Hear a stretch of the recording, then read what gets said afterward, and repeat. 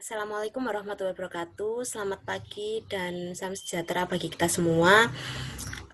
Pada pertemuan virtual kali ini, kita dengan mata pelajaran IPS, dengan saya Bu Suci, akan membahas mengenai manusia, tempat, dan lingkungan. Sebelumnya, mari kita berdoa, semoga pembelajaran kali ini bermanfaat untuk kita semua. Berdoa, saya persilahkan.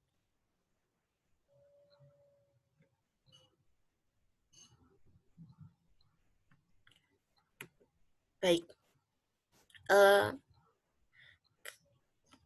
kali ini kita akan membahas mengenai ruang dan interaksi ruang atau wilayah. Ruang dan wilayah itu apa sih? Ruang merupakan wadah yang meliputi ruang darat, ruang laut, dan ruang udara. Sedangkan wilayah itu merupakan ruang di permukaan bumi yang memiliki karakteristik berbeda dari wilayah lain di sekitarnya. Jadi sudah bisa dipastikan satu wilayah dengan wilayah yang lain itu pasti memiliki karakteristik atau ciri yang berbeda, bisa dari ciri fisik maupun ciri non-fisik. Misalnya dari ciri fisik, misalnya bisa dilihat dari bentuk lahannya seperti apa. Kemudian morfologi itu bentuk datarannya.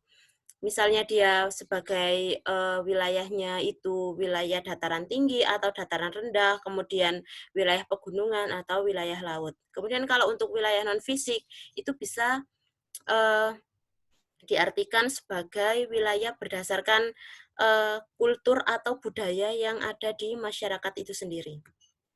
Untuk perbedaan wilayah, kali ini kita membahas mengenai perbedaan fisik saja untuk menganalisis apakah benar bahwa satu wilayah dengan wilayah yang lain itu memiliki karakteristik yang berbeda. Saya mengambil 4 faktor ini. Jadi wilayah berdasarkan letak astronomis yang berdasarkan garis lintang seperti kalian mengerjakan tugas kemarin. Kemudian wilayah berdasarkan letak geografis, itu wilayah batas-batas di daerah sekitarnya itu seperti apa. Kemudian wilayah berdasarkan pola pemukiman. Jika contohnya misal di daerah dataran rendah, di daerah perkotaan itu pola pemukimannya adalah mengelompok. Beda lagi dengan wilayah pemukiman yang ada di pegunungan. Jika di pegunungan itu wilayah tidak semua tempat di pegunungan itu bisa ditempati, bisa ditinggali karena beberapa wilayah mungkin kemiringannya sangat curam. Kemiringannya sangat curam yang menimbulkan dampak, misalnya dia bisa menimbulkan longsor, erosi, dan sebagainya. Kemudian yang keempat, wilayah berdasarkan tingkat pembangunan. Jika di perkotaan, misal pembangunannya itu berdasarkan banyak pabrik, banyak perkantoran. Kemudian untuk di daerah perdesaan, dia lebih banyak perkebunan atau sawah. Saya kasih contoh langsung dari perbedaan wilayah, Kenjeran, dan Pacet. Letak astronomis, jika dilihat letak astronomisnya ini sudah berbeda sekali antara Kenjeran dengan Pacet. Kemudian untuk letak geografisnya sendiri, jika Kenjeran sebelah utaranya Selat Madura, beda lagi dengan Pacet yang sebelah utaranya Kabupaten Lamongan, dan seterusnya. Untuk pola pemukimannya, untuk di Kenjeran sendiri, pola pemukimannya memusat. Bisa jadi memusat, kemudian ada yang memanjang mengikuti mengikuti arah pantai, mengikuti garis pantai.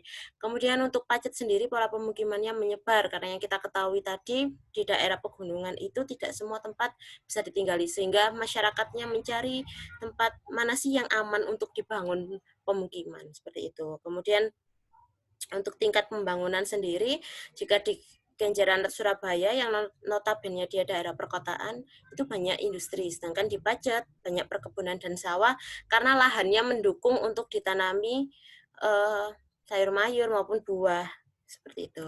Kemudian apa sih kesimpulan yang kita dapat dari ketika kita sudah membandingkan karakteristik satu wilayah dengan wilayah yang lain itu berbeda? Jadi kesimpulannya adalah tidak ada satu lokasi pun yang karakteristiknya sama sehingga menciptakan keterkaitan antar ruang di permukaan bumi. Seperti itu. Jadi pasti ada keterkaitan antar ruang karena tidak ada satu lokasi yang sama karakteristiknya. Lalu interaksi antar ruang itu apa?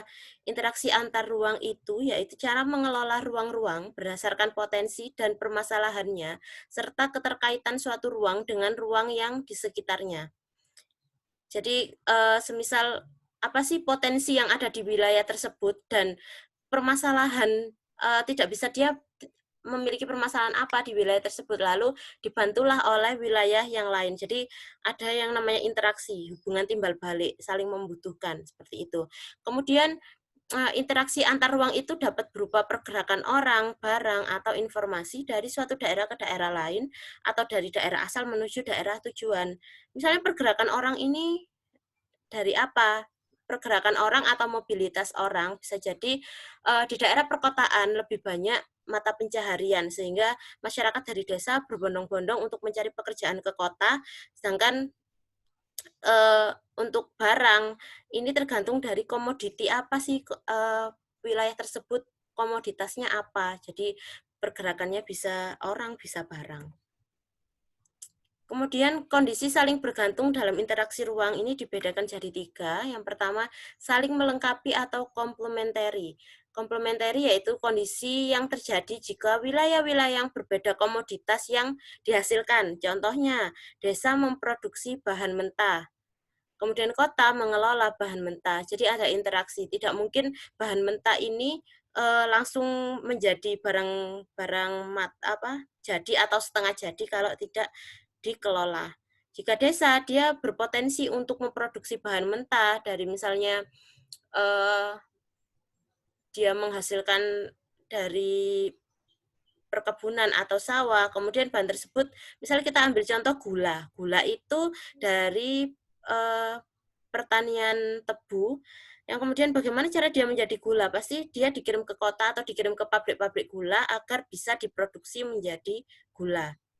Lalu kita beri contoh, coba interaksi antar wilayah berdasarkan kondisi saling melengkapi antara Kenjeran dan Pacet. Semisal dari Kenjeran itu, dia komoditasnya karena Kenjeran itu wilayahnya laut, sehingga dia berpotensi menghasilkan hasil tangkapan laut, seperti ikan, kemudian rumput laut, dan sebagainya. Kalau Pacet, karena dia wilayahnya pegunungan, jadi komoditas yang dihasilkan dari sayur, buah, atau yang berasal dari perkebunan dan pertanian.